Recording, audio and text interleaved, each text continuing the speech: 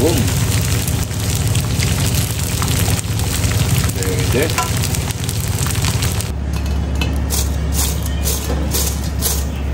Hi, good afternoon. We have a new part here.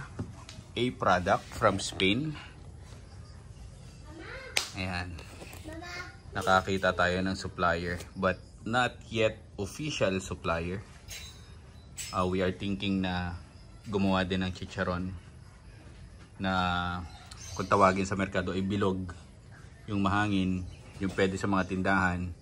Titignan natin. Ito, testing na naman to, and I think itong nabili natin is a gamble kasi parang hindi siya aakma sa needs natin. Why? Tignan natin pagkabukas. This is a frozen pork belly rind. Ibig sabihin, this skin is from liempo. Okay? So, kung liempo to, ibig sabihin, wala tong laman, balat lang. Pero hindi ko in-expect na meron pala siyang makakapal na taba. So, I think much better kung kukuha tayo ng back skin instead of this belly skin. So, magkano to, mama? 85 pesos. 85 pesos per kilo. So, since this is 18.7, pumatak siya at least mga 1.6 na, mama? Mga ganon. 1.6 siya. 18.7 kilos. Okay, buksan natin. This is from Spain also. The brand is Costa Brava. Pag in-open, look at this one. Makapal. Ang kakapal ng taba. So, meaning, kasama yan sa timbang, medyo makapal siya. So, tignan natin if ano magiging costing natin, kung pwede ba siyang ilaban sa mga tindahan or hindi pwede. Again, people, this is another thing na kailangan yung matutunan, na hindi pwede yung aasa na lang tayo sa mga bigay sa ating information. We have to take the risk. We have to experiment. Katulad ng ginagawa ko ngayon, ito, kung magagawa ko to at ma-break even ko, then okay. Kung hindi kumita, wala rin problema. At least I learned from my mistake. Kasi nag-explore ako eh. Tingin ko, hindi ko pa nasusubukan yung belly skin. So, I tried belly skin. Ito nga, nakuha ko. Then, makuha natin yung answer from this mistake. Pero hindi pa naman ako nag-assume kasi lulutuin pa naman siya. Then, tignan natin. Doon tayo magde-decide kung nagkamali ba tayo o hindi. Okay? Okay, after 24 hours of towing, question last time, sir, kapag ba ito-tow yan, kailangan pa ba naming ilabas? Ano bang kailangan gawin? Ganito lang, hayaan nyo lang sa box hanggang sa mag-tow. Ganyan. Okay na. So basically, this is the first time that we will be using this type of skin. Titignan natin kung paano natin siya ibebenta. So ganun yun, no? Ganun ang system, no? Kapag meron kang gustong subukan, you need to take risk. Kasi bibili ka talaga ng isang karton, so wala naman tingi-tingi na ano. Unless hindi mo susubukan yan, na bumili ka ng isang kahon, hanggang dun ko na lang. Yung kaalaman mo hanggang dun lang. So ako, kailangan kong bumili ng isang kahon para masubukan kung meron bang tutubuin dito sa belly skin. Ayan. Pakita naman na belly skin yan kasi may mga dede pa eh. Oh. Hopefully maganda ka na kalabasan ito.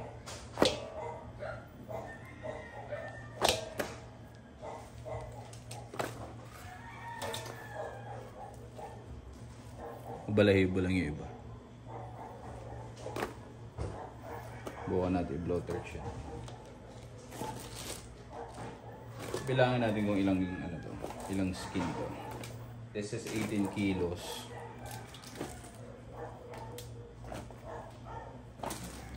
So there's one.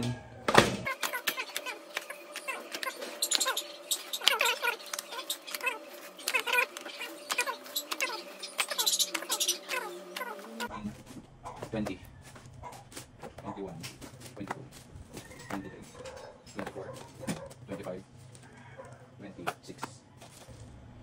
Okay, so ako na-share sa inyo saan yung pinagkunan ko nito kapag confirm na natin na regular na meron silang ganitong stocks. So, belly skin, bakit ba nagkakaroon ng ganito? Bakit nagkakaroon ng supply nito? Sa panahon ngayon na sobrang taas ng demand ng Sangyup, ang ginagamit nila is either Joel's, doon sa mga mumurahin na Sangyup, and sa mga nag-i-stay naman as a Korean.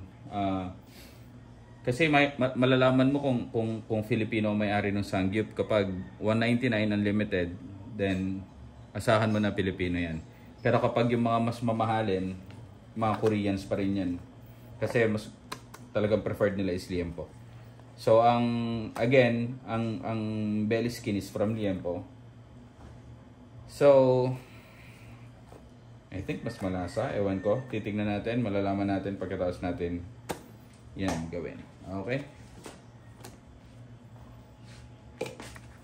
Ang iniisip ko lang rito, kailangan ko pa ba siyang asinan? Kasi meron siyang, hindi siya sagad na sagad eh. Meron siyang mga taba-taba. So, I guess, asinan natin para sure. Para mas maganda. Para hindi na tayo magbudbud rin ng mga seasoning or asin. Okay. Okay. Eh, ano natin, no? Take note natin itong tatak na to. Costa Brava. We have an additional dalaw dito, which is pagpo-blowtorch. Bagay din na maiiwasan. Hindi naman 100%. Hindi mo 100% talaga yan na malinis sa balahibo. Para sure na lang. Tirahin natin ang blowtorch. Meron talaga. Yan, like this one. Kapal. Okay, after blowtorch, salting. Balat eh, oh.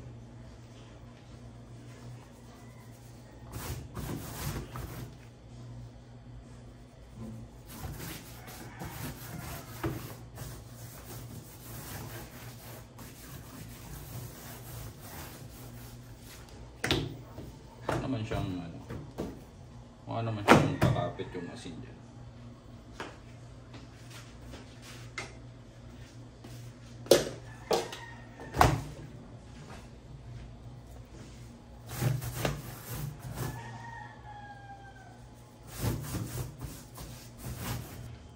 Okay, after salting, same procedure na lang ginawa ko. Okay. Before, ang ginagawa ko rito ay kapag skin lang yung ginagawa kong chicharon. Ang ginagawa ko is triangle. Ang daming bakit triangle? Para umikot. Ayun yung tinatawag na chicharon na bilog. Ganito siya. So, mangyayari sa kanya, kapag nag-crumple siya, umikot, bumibilog, nagiging bilog siya. So, ang ginagawa ko dati is, ang cut niya ay pag ganito. Pwede rin nyo rin gawin, pwede rin hindi, wala problema. Yan. So, triangle. Kaya pag umikot yan, magiging ganun siya. Magiging chicharon, nakapaikot. Okay? Makikita natin yan kapag ano, niluto. Tatapusin ko lang ito din luto na. Ang daming ibibilad nyo ba? Hindi na ako nagbibilad eh. Kasi tagulan na ngayon eh. Hindi na tayo nagbibilad. Direkta na. Sa pagbibilad naman kasi, importante kasi doon, mabawasan mo yung moisture nung balat tsaka kung back fat yung gagawin mo. Yung moisture nun. Pag nabawasan mo kasi yun, pwede kang magtalang at least 20 kilos. Okay? Kakayanin ang apoy mo.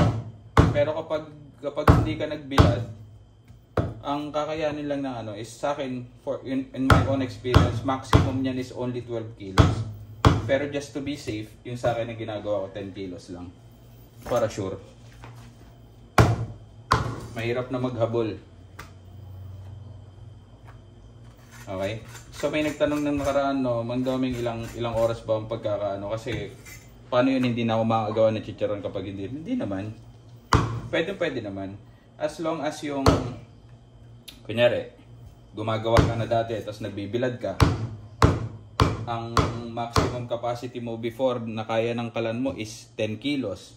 Gawin mo lang 5 kilos kapag hindi ka na nagbibilad. Bakit, Mang Doming? Kasi since yung volume ng moisture nung hindi binilad is mataas din ang pagkakataon na mahirapan yung apoy mo sa same volume ng kilo na isasalang mo doon sa kalan. Okay? So, in that way, ang mangyayari nun, mataas yung chance mo magkaroon ng reject kasi nga, hindi kaya nung apoy na salang mo. Yung dami ng balat. Matagal niyang ma-achieve yung target na temperature niya. So, mataas ang possibility na magdikit-dikit. Okay? So, conclusion is, makakagawa po ba ng chicharon kahit hindi mo ibilad? Of course. Dami na nating video niyan. Pero ito, sige, ipakita ko sa inyo. So, since ang moisture content nito ay nasa balat lang at wala naman doon, wala namang makapal na taba, gagawin ko rito, itong 18 kilos na to, palaran. Tignan natin kung kakayanin. Kung hindi, di palpak. Ganun naman yun eh. Pasasayang ba nun? Hindi mo na magagamit yung balat na yan, Mang Doming? Oh, yes! Wala na yun. Tapon na yun. Ano ibig sabihin? What's in it for me? Natuto ko. Meron akong isang informasyon na natutunan na ginawa ko na hindi na mauulit sa susunod. Di ba? Ano lang yun. Sa negosyo ng pagkain, hindi pwedeng masyado ang sigurista na ayaw mo kumilos kasi natatakot ka baka mawala yung ganito. Ganun talaga. Ganun talaga. Hindi pwedeng laging panalo. Hindi pwedeng laging panalo rito. Kasi pag lagi kang panalo, wala ka ng learnings, wala ka ng adjustment. Ganun yun. Tapusin ko lang to. Okay. This is how it looks like kapag tad-tad na siya. Mang Doming, ano masasabi mo compare sa back fat? Mas mahirap siyang tadtarin kasi yung 18 kilos niya is mas maraming tadtaran. Definitely. Kasi balat nga lang kasi siya. So mas marami yung layer. Pwede mo naman siya pagpatong-patungin pero mas tumagal ako sa kanya kaysa dun sa back fat. Okay? And then, merong mga indefinite na mga shapes katulad nito. Ito taba. Ito. Yan. Mga ganyan. Na kailangan mong tama yung patama mo. Kaya medyo madedelay ka. Pero ang kagandahan dito, yung towing process niya, since balat-balat nga lang siya, no? Kung, ayan, napatiktik ko na to, na-strainer ko na rito. Na-strainer ko na dyan.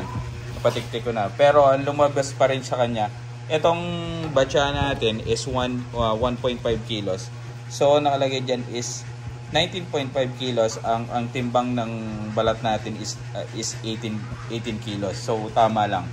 Almost walang natow. Okay? Yan siya.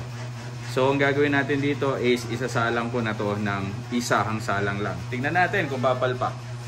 Hopefully not. Sayang naman yung 1.7 natin. Di ba? Okay? Tsaka yung effort natin. Okay? Okay. Dito tayo sa labas. Nailagay ko na.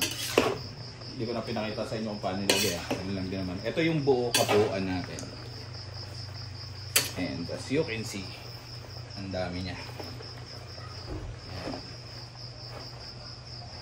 Tignan natin kung kakayanin. There is 18 kilos. Okay, mahina pa yung apoy ko. Dadagdag na ako ng mantika. So first 20 to 30 minutes ko would be high heat. Yan, mantika to ng back fat natin.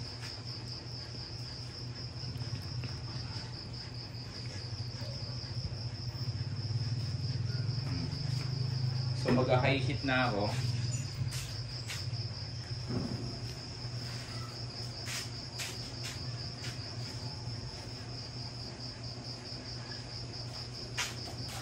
Pa natin.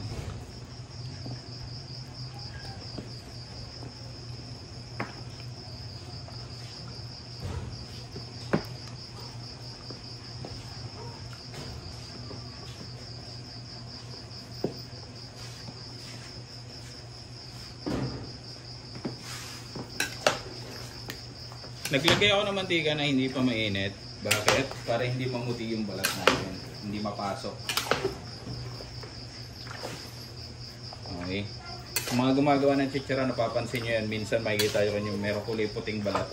Ibig sabihin medyo napaso yun, nabigla.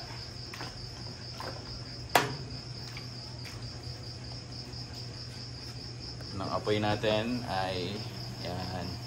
Naka-high flame ako for 20 minutes. Yan.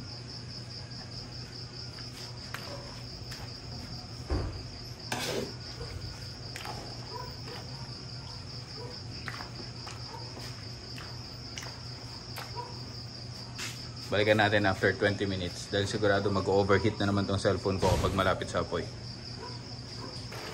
Alright. This after 20 minutes. Yan. Ang daming bakit naglagay ka ng maraming mantika. Since skin lang yung sinasalang natin, then definitely wala tayo kukunan ng mantika. Kaya yun. So I think madami talaga to. Madami talaga tong salang na to. So, magkakaroon tayo ng problema kapag binaba ko yung temperature ng apoy. So, didiretso ko to hanggang isang oras. Balikan natin after 1 hour. Okay, so here's the nightmare. Okay. Ito yung sinasabi ko. Charan! Yan. Delikado. Delikadong hindi mapakinabangan. Pero since wala pang dumidikit sa ating sandok, may pag-asa pa. Balikan natin. Papakita ko sa inyo mamaya. Alright, as expected, palpak. Okay. Pero it's not yet the end of the road here. Bukas, pag inangat ko to, bukas titignan natin kung mapaghihiwa-hiwalay pa natin lahat. Okay? So, hindi pa tapos ang laban dito. But then again, this is to paano ba? To show you guys that sa business hindi laging panalo. Kapag nagmadali ka, possible na matalo ka. And also, lahat yan may katumbas na pera. But then again, it's a learning curve for you to be able to adjust in the future. And also, ano ba? Learning is actually a very expensive thing kapag dating sa business. Kapag hindi ka handa dyan na pumalpak, then hindi ka pa ready mag-business. Okay? So, tignan natin bukas, balikan natin. And then, the other day, papakita natin if kaya pa ba? Okay ba? Okay bang kainin? Pwede pa ba nating ikonsumo? Or anong pwede nating gawin? Okay? So, dito muna ngayon. Bukas is another day. So, this will be a 4-day shoot. Papakita natin. Okay. Okay, here it is. Charan! Palpation. Pero, the good thing is, pwede nating tiyagain na pag-iwa-hiwalayan. Like this one. Yan. Pwede pa naman. And the question is, pwede pa ba natin mapakinabangan? Titignan natin kung anong magagawa natin dyan. So, look at the difference. Ito yung sa back fat natin. Ay, dikit natin siya. Ito yung sa back fat. Yan. And this is the belly skin. Ito yung pellets natin sa back fat.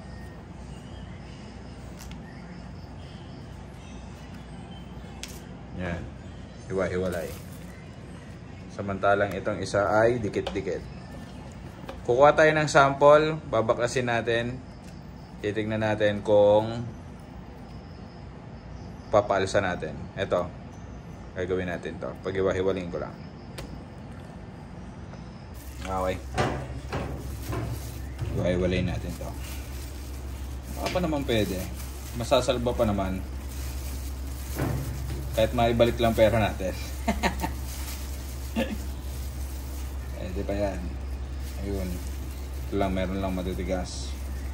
Pero, yan. Okay. Okay.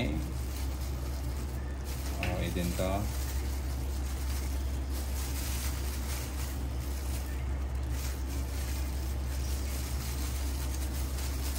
Sinatyaga ako yung mga ganito dati.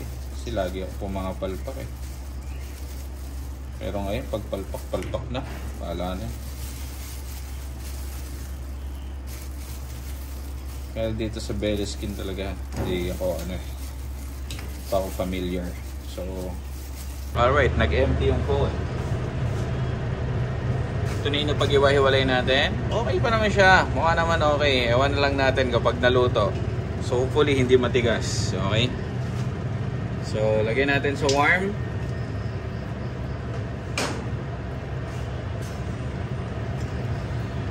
Rough estimate, may nagtatanong sa akin, sir, mga ano kayang estimate mo dyan? I think mga 200, 150 to 200. Ito nga medyo malakas nga eh. Oh. Kaya dapat mas mahina. Para hindi siya mag-react. Dapat hindi siya nagre-react. Lagyan natin ang additional na mantika. Dapat hindi ganyan ang reaction niya. Dapat hindi siya, dapat wala siyang ganyang reaction. Yan. So yan. Mga ilang minuto ba dapat, Mang Domeng? Yun, so palang question. Mga ilang minuto ba dapat binababad sa warm na mantika? At least 5. Ganun. 5 minutes. Ayan o. Kapag malambot na siya. Ayan. Bendable. Tsaka kita nyo naman na hawakan ko kahit bare hands. Kaya ko siyang hawakan. Pero ano, kung di kayo sanay, wag.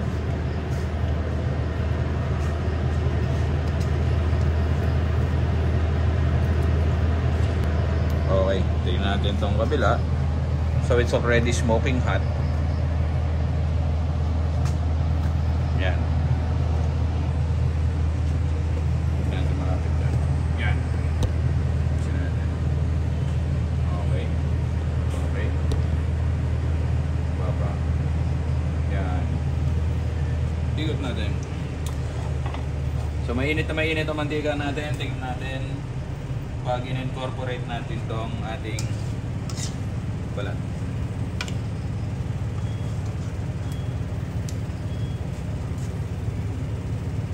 Okay.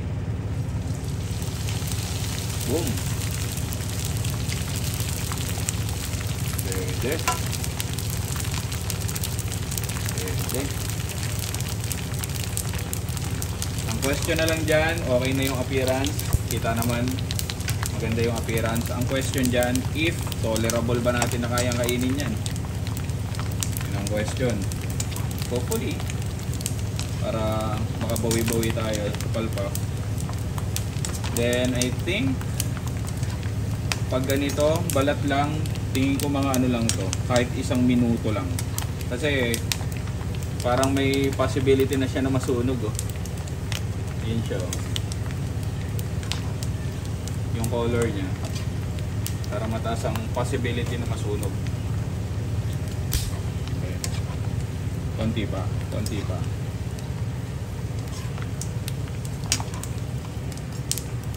Lagay ko mga ano lang to, 1 minute lang to.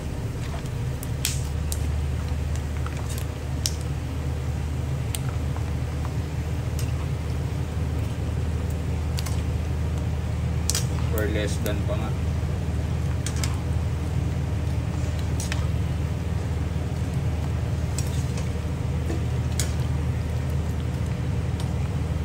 Off. Okay, turn off natin. Yan ang itsura. So, dito na tayo. Ating kilatisin. Baka masunog. Okay.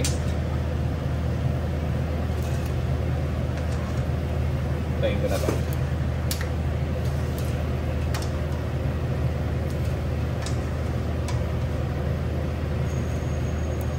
So I think it's less than 1 minute. Parang meron siyang konting prone siya sa burn. Ito natin dito.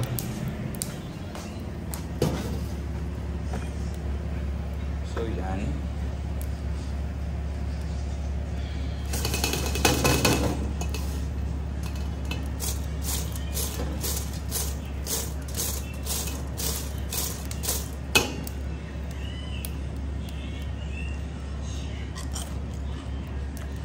Okay, pwede. Pwede.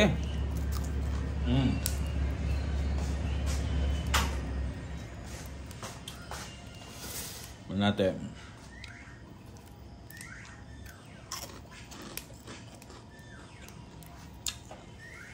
Pwede pa. So,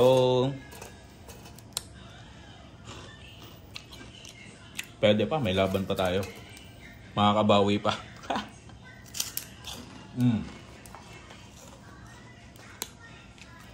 Kakang suka.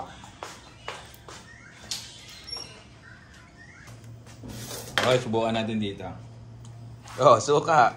Ha? Mga Ilocano, alam agad dyan. So natin sa all-time favorite na mga Ilocano, sukat basi. Oh, this is fresh from Kalinga. So, shout out sa aking kuya. Umuwi siya ng Kalinga, hindi ako nakauwi. Shout out amin nga taga-Tabuk, Kalinga. Ayan. Taste. Tikman natin. Ang iniiwasan lang natin maano rito, kung merong matigas. Pero so far, mukhang wala.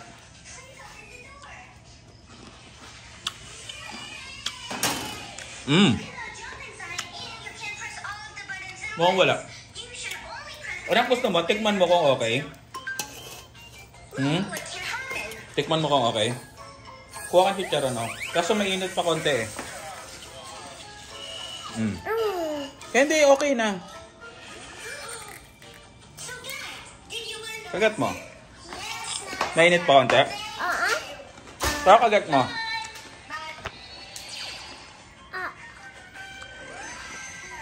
Okay na. Gatong maliit kaya. Oh. Tikman mo, malambot. Oo.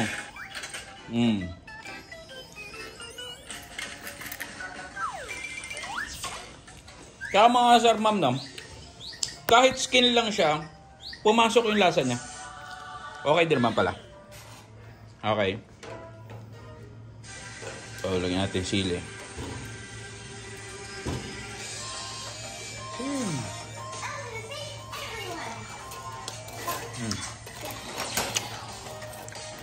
Wala, nakakahigo pa ako ng basi.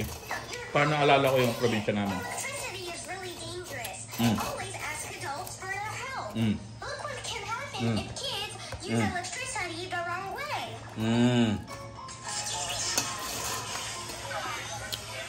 So meaning, kung kaya ng anak ko, which is 5 years old, ibig sabihin lang, kayang-kaya pa ang kainin.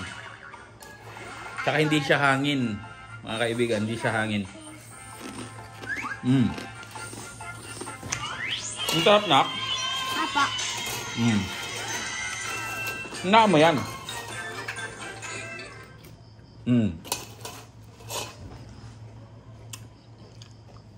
So okay? Okay? Pakita mo sila, okay ba? Okay? Hindi masakit sa ngipin? Hindi na pa. Hindi? Okay?